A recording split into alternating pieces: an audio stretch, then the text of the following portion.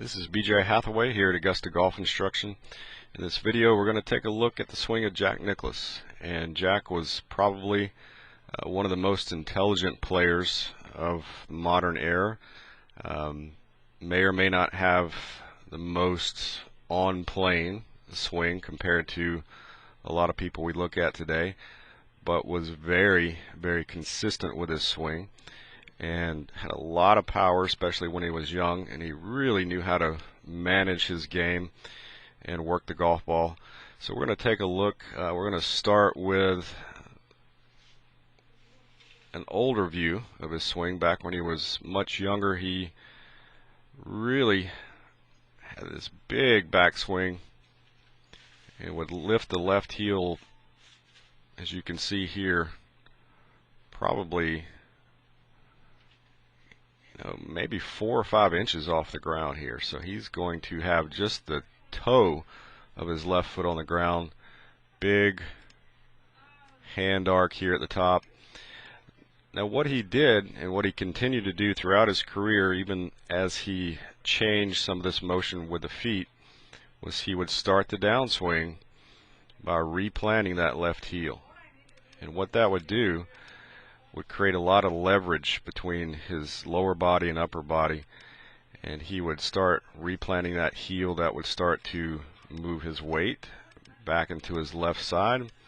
It also start to square his hips up pretty early, so you can see his hips are almost completely squared up, and the club or the hands are not even shoulder high already. So he's getting that lower body to shift that weight back to the left side.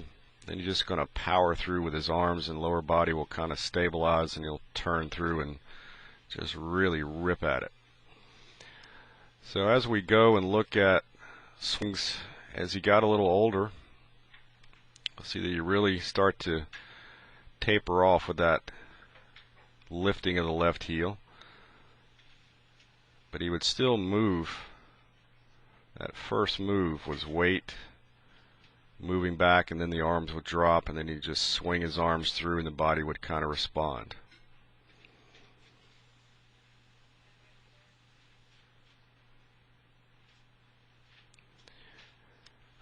And if we look at, we'll come back in a few minutes. Again, probably in his mid-30s. Not a long golf swing, especially with his irons. So that's something I think we should definitely pay attention to. A lot of people are trying to get the club shaft parallel to the ground with irons, and you don't see many tour players trying to get the club that far back. But you'll see a lot less lifting in the feet, left foot.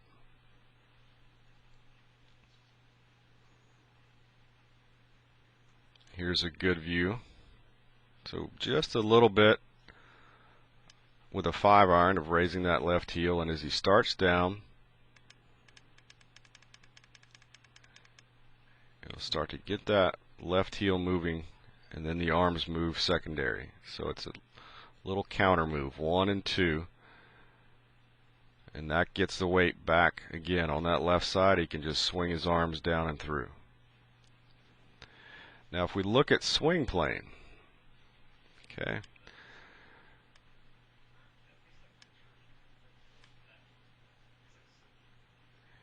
took the club back basically with arms, and the shoulders would start to respond to the arm travel.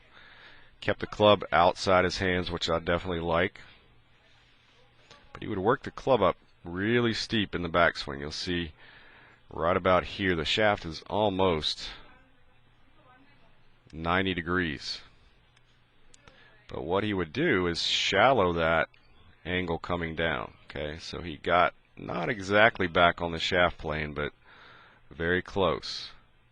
And we'll look at how he did that in a moment. But you know, looking at modern swings where everybody's got the club back more in here, Jack made a move on the downswing to kind of fix that. Okay, so a lot of things he did that worked for him very well. As we go and look at him in the '86 Masters, we're going to see again, club stays outside the hands, and he works the club up pretty vertical really quick. This is probably like a 9 or a wedge, so nowhere near parallel. But he works that club down a little bit more shallow. This was probably a little cut shot he was hitting into 14.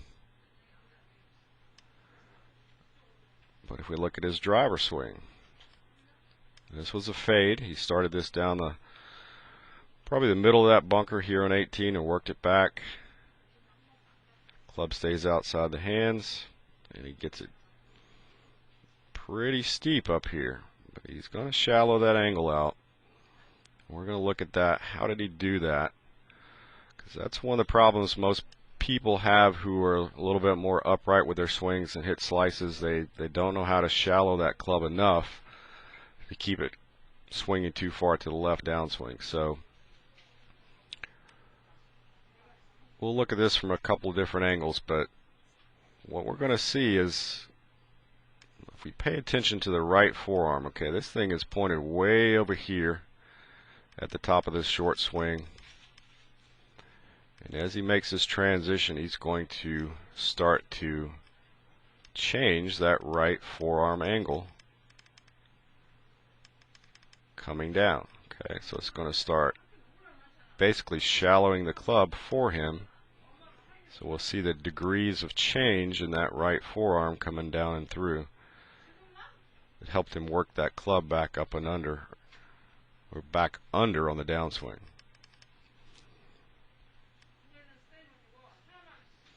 And let's look at his release for a moment. So he did, have a pretty good amount of lag coming down. It wasn't anything really over exaggerated.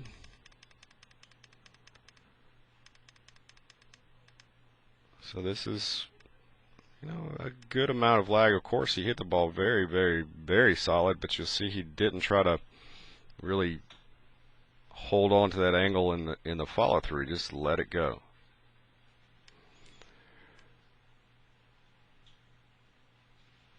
So the right elbow kind of worked away from him in the backswing, then it really started to get close to him on the downswing. So we'll now look at that with this view.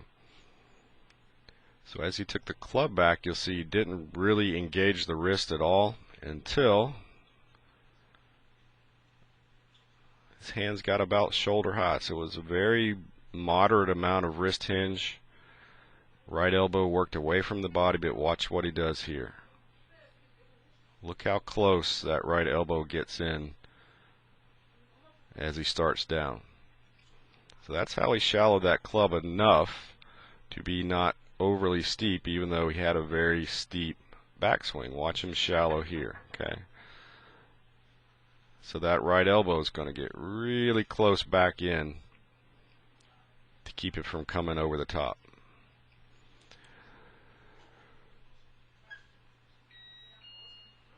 Right elbow gets in there again.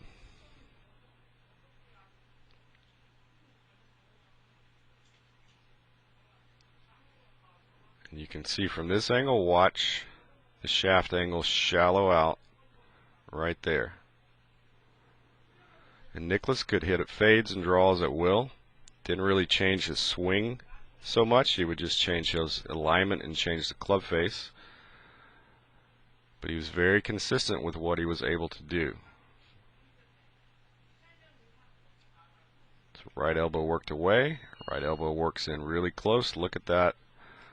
That's a really good amount of lag angle there as he transitions from kind of a wide backswing to a little bit more narrow on the downswing. So we'll see over the years he kind of slowed down a lot of that left heel compared to when he was young. Still lifted it up with longer clubs, but he didn't have such a massive leg drive. He would just replant, get solid on the left side, swing his arms down really strong, and since he was already getting that body to start moving, he could swing his arms with a lot of force.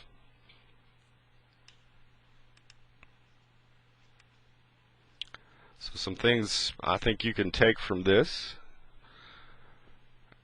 Most of your better players these days, and especially Jack, kept the club outside his hands in the backswing, basically starting with the arms and the shoulders respond, and the body picks up the motion from there. And if you're going to be employing a pretty upright swing, then we've got to make sure that you get that right elbow to really get in close on the downswing to keep you from coming over the plane, okay? So those are just a few things from Jack's swing that you can look at in your own swing, and then, you know, do a little studying and see what could I learn from this golf swing that I could use. One of the, arguably, maybe the greatest player ever, but definitely knew how to use his golf swing, how to think around the golf course, how to be very, very smart with the shots he played, and built a very consistent swing. So that'll wrap it up. If you got any questions, let me know, and thanks for watching.